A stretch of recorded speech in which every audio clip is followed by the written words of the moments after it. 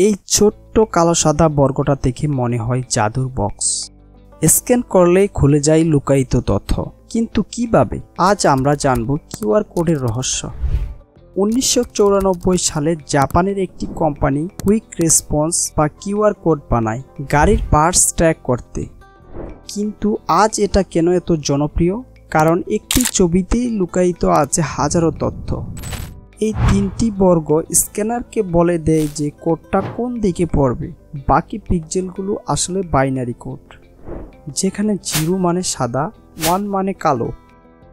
আপনি যখন একটি কিউআর কোড তৈরি করতে ক্রিয়েট কিউআর কোড বাটনে ক্লিক করেন, সফটওয়্যার আপনার টেক্সটকে বাইনারিতে রূপান্তর করে এই প্যাটার্ন বানায়।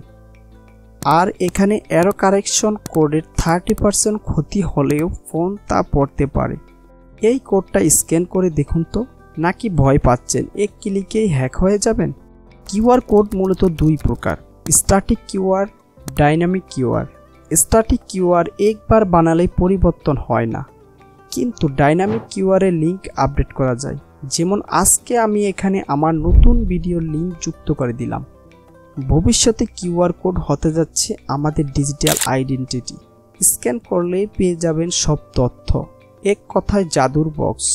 এখন থেকে কিউআর দেখলেই ভাববেন এই ছোট্ট বর্গের মধ্যে লুকায়িত আছে গাণিতিক জিনিয়াস।